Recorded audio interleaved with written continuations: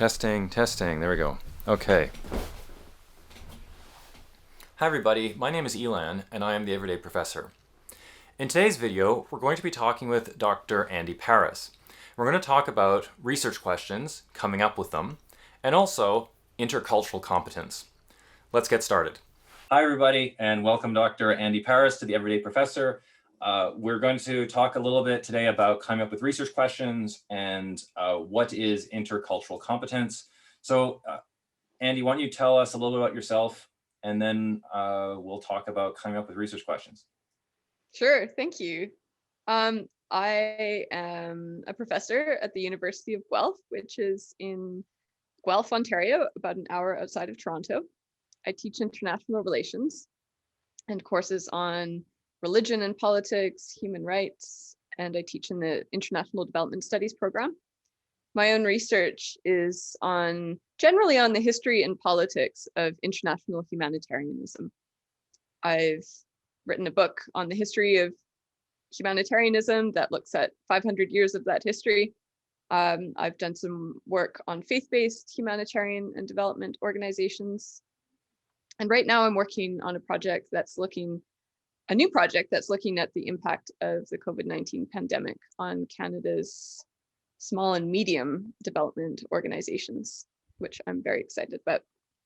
Wow, many questions already. But before I talk a little bit about, maybe we might have some time to talk about some of your work. I've just realized that we're gonna have to start again because I need to put on headphones because I'm recording the sound that's coming out of my computer.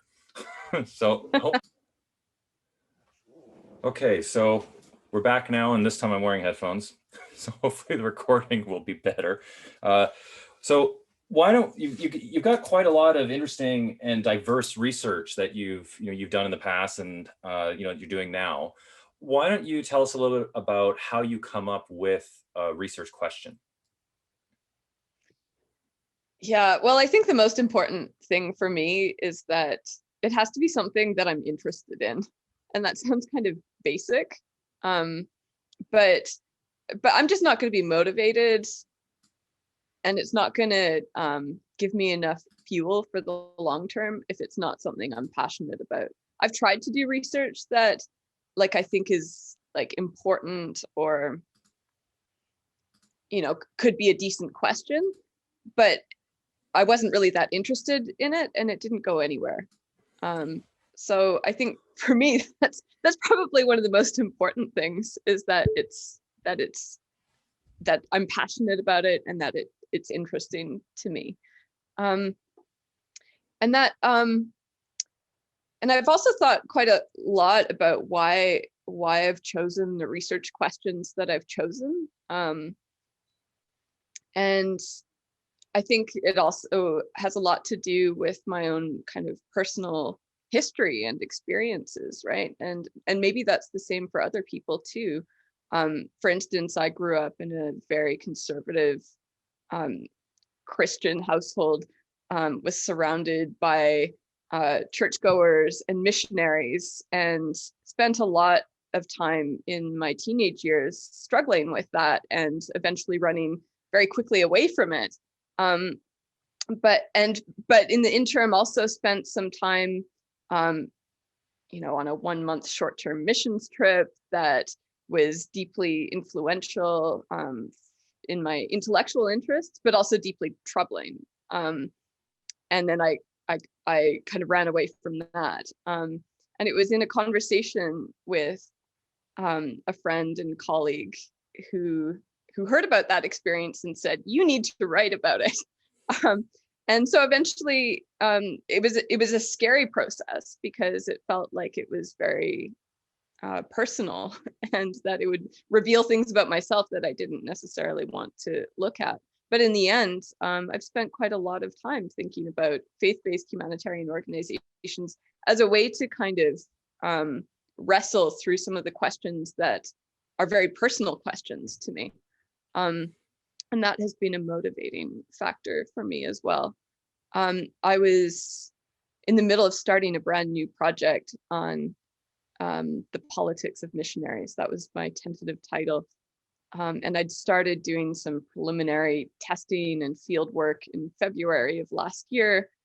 And then the pandemic started, and I realized that it wasn't the right time to be starting a new project on the politics of missionaries, because I'd need to be spending a lot of time in the field talking to people. And I realized that that wasn't going to happen.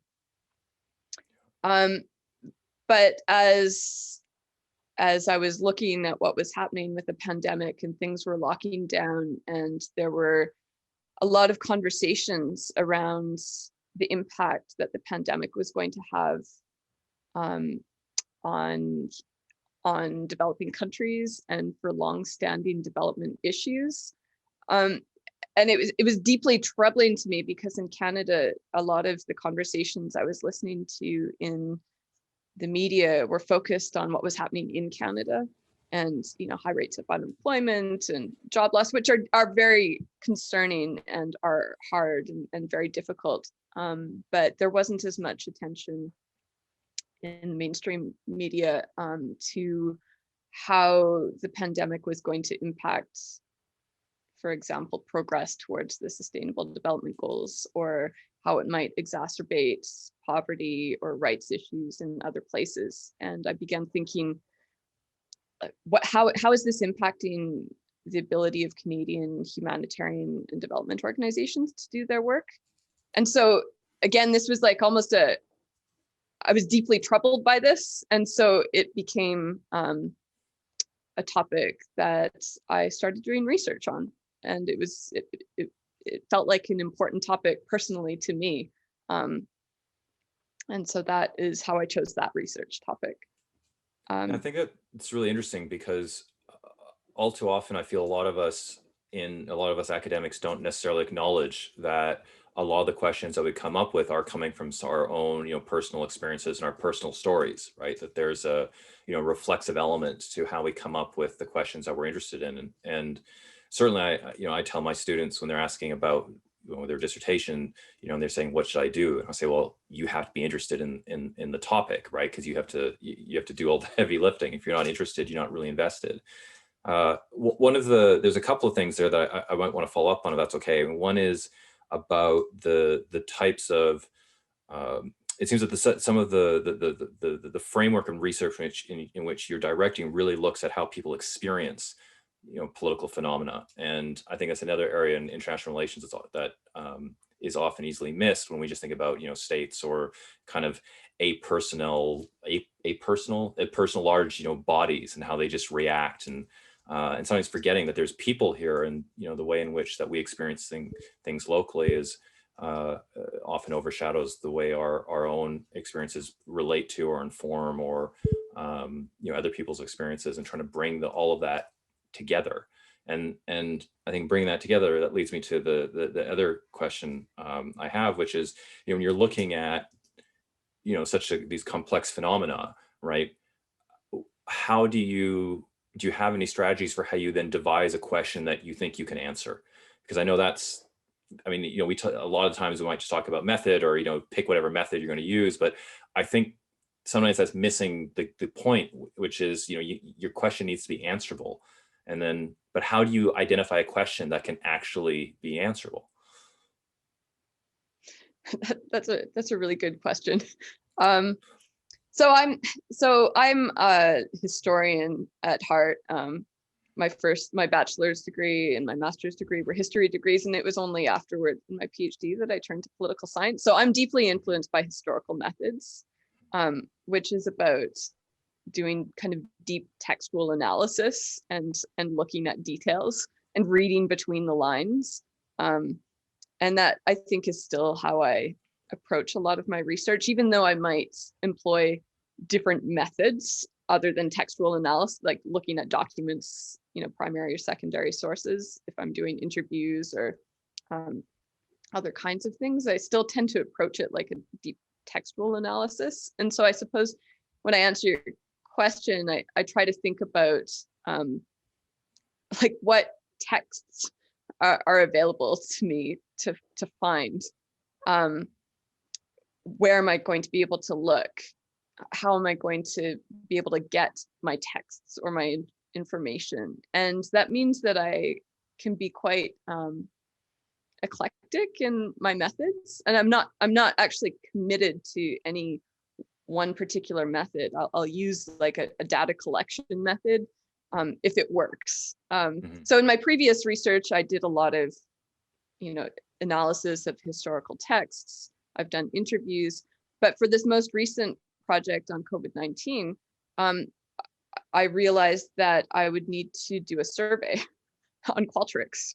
And I've never done survey research before. It's extremely foreign to me, but that was the method that seemed to make the most sense, given we're all working remotely, given that I needed to collect information from a large number of organizations. And so I basically participated in my own self-made crash course on designing and using Qualtrics to disseminate a survey last summer. And so that was, the textual information that I gathered. And there's only so much detailed information you can gather from the survey. So I followed that up with interviews, which was more familiar territory for me. But in terms of feasibility, I think like, where can I get the information? How can I get it? And I'm not kind of dogmatic about what methods I use.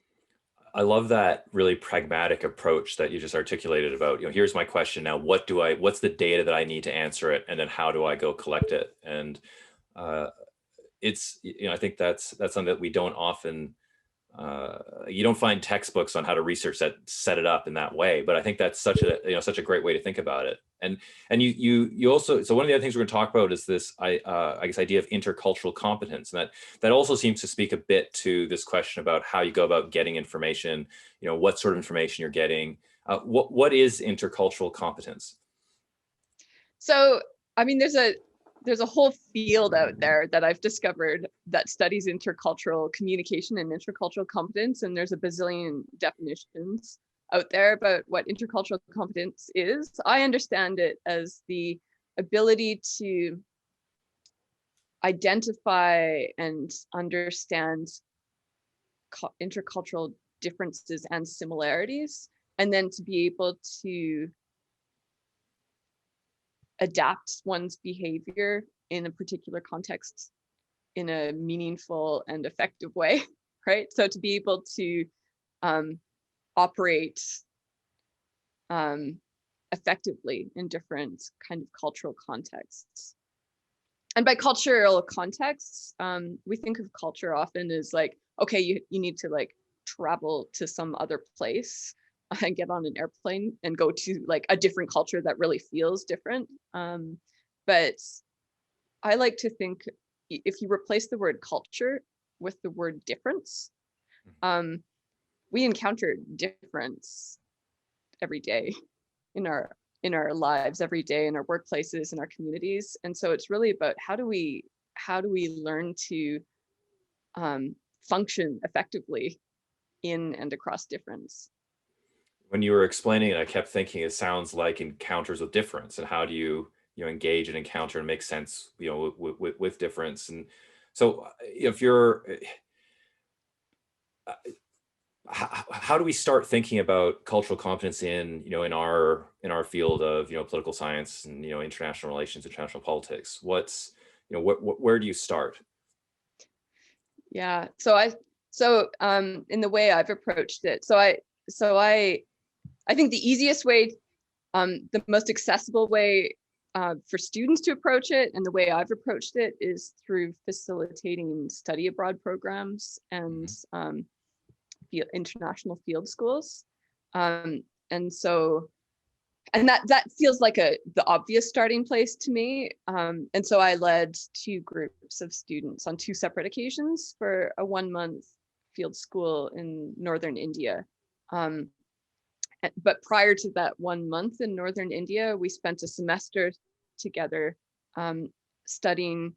The course was on the ethics of international volunteerism, but a large kind of learning objective and component of that course was intercultural competence and learning intercultural skills, which the students then applied in India, which, like, it's obvious. You go to a different place like India, and you're going to encounter difference. But I think what became obvious through that experience is that the skills that the students learned were just as applicable for their personal and professional lives back home in Canada. And so I've started to think about how to apply the same kind of learning in courses that aren't field schools, right? That are courses on development and international relations. So for example, last semester, I taught a graduate seminar on development and global justice. And in the first part of the course, we kind of laid out the foundations. What is development? What are different views on development? The second half of the course was looking at development and global justice through different intersections of identity. Thinking about our positionality as scholars, the positionality of development workers, thinking about racism and anti-racism. And once you get to that, then you have to think about intercultural competence. And so there was a whole week thinking about intercultural competence. But I try to weave this kind of throughout my courses. Another example is that right now I'm teaching, it's a third-year undergraduate course, international development studies course, where my students and I are partnering with an international development NGO to do some research for them. So it's like a community engaged learning and research experience. The students aren't going anywhere. It's all remote. But intercultural competence is woven throughout the course as a learning objective. So how do you learn how do you learn this, right? Because a lot of what, there's an element of, sort of experiential learning here, right? You're taking taking students into an unfamiliar environment. In that environment, they're going to have to function, and the functioning is a large part of how they deal with, if you will, alien or foreign or, different forms of communication, expectations, etc. But how do you prepare somebody for that? I mean, what are some of the things you've done in the classroom to prepare students? So it's a lot of really fun, interactive activities that are kind of centered around the concept of culture. So we think about what culture is, but then these activities are designed to help us understand our own cultural perspective first, because it's impossible to be able to understand and adapt to a different cultural context if you don't understand yourself and where you're coming from. And so we do a lot of kind of reflection activities and very kind of experiential activities in class that are designed to kind of reveal one's own maybe invisible cultural assumptions to the students themselves. And this is not something that you do in a 1-hour workshop or a 2-hour workshop or in 1 week. Over the course of a 12-week semester where we meet twice a week, there will be like a 20-minute some kind of interactive intercultural training activity at the beginning of every single class for 12 weeks that are iterative. They build on each other. It's a lot of reflection as well, and kind of personal reflection, but also kind of group reflection. So it's about building an atmosphere of trust so that you can talk about these things, because it's a very different thing to be talking about in an international development studies classroom. It's not very typical. And do you find that, what course materials do you use, and do you find that the students are able to make links between some of the development literature and some of these experiences that you're asking them to participate in the class? Yeah, absolutely, right? Because when we started off talking about what is development, right? And there's, modernization theory, which just focuses on, economic development and growth. And then we contrast that with other approaches to development that might be more participatory, more grassroots, more community-based. And once you start talking about that, then you get into conversations about how development is context specific, and you have to understand, like where a local community is coming from. Well, that's intercultural competence in another way, right? And so then you see how, like, actually like culture is something that is deeply a part of understanding development, especially if you're approaching it from like a participatory community-based approach. And so once you link it to those concepts, then it becomes very clear to students like why it's something important for them. But it's an easy sell, because then you can also talk about how even if you don't go into development, even if you don't travel abroad, like this is a skill that is going to benefit you in your own life. Yeah, I think I want to, before we end, I want to bring this back to where we started, because ask you about how, I guess, questions of difference or cultural competence might shape the way we formulate our questions, right? I mean, if we think about, I mean, the example that often comes to my mind is real formative experience for me as a student was, studying political theories at the University of Victoria, and we were learning John Locke. And there was a friend of mine in the class, she's a First Nations person, and she was just really, really angry at Locke, right? Like, this guy was horrible to her. And I remember asking, what is it about, Locke that makes you so angry? And she said something about how, Locke is, largely responsible for the destruction of her culture, right? Because of the emphasis on a very particular formulation of property rights and land and ownership and authority and space, and the Lockean, well, the Western tradition of property rights, effectively, right? And so you have here is, a very specific way of formulating how we think about, authority, how we think about space, how we think about land, how we think about culture, et cetera, and then enforcing that on, different geographies, different peoples. And I think when we're doing our research projects and we're framing our questions, there's, I wonder, how are our own assumptions shaping the way in which we're framing what we're asking? And you can't. It's very difficult to be able to highlight, what it is you don't know. But I think this issue, the thing of doing, learning cultural competence, surely must highlight the extent to which there's a lot about ourselves and about others that we don't know, and then how am I able to ask questions that are still respectful of these differences, and without necessarily imposing, whether it's a colonial or Western or Eurocentric, whatever, framework on the question. So do you find that, they link in a way that, how you get how do you apply a cultural competent, intercultural competence framework into designing a research question? Yeah, that's a great question. I'd never made the link between those two things before, but as you were talking, I thought, oh, yeah, that's absolutely connected to research in a way. I mean, one of the concepts I use quite a lot in my own kind of pedagogical teaching practice is this idea of the disorienting dilemma. And the disorienting dilemma is that moment of discomfort and disorientation.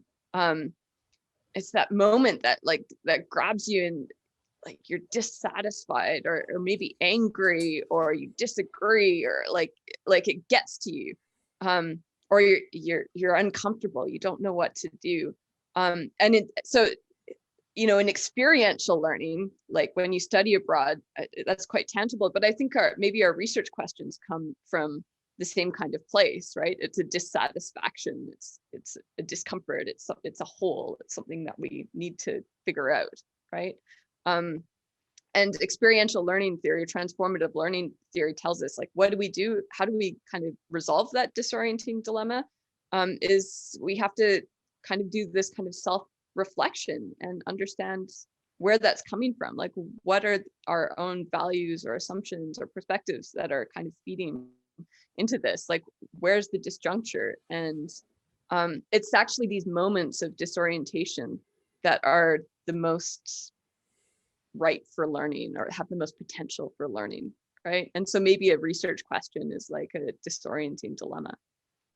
Yeah, I totally love that, because I think, it's one of the things, I guess, that we really need to be comfortable as students and as researchers is, a kind of intellectual discomfort. And I think this idea of the disorientating dilemma as as a descriptor of what we do. It's actually, I think it's really a really positive way of framing it. Thank you very much. I love that. Great. Yeah. So I think maybe we can stop there. Maybe we'll schedule another one of these sessions, talk more about disorientation. Great. We're gonna have a collective discussion about how many of us feel disoriented, and yeah, just thank you. Well, disorientation isn't always a bad thing.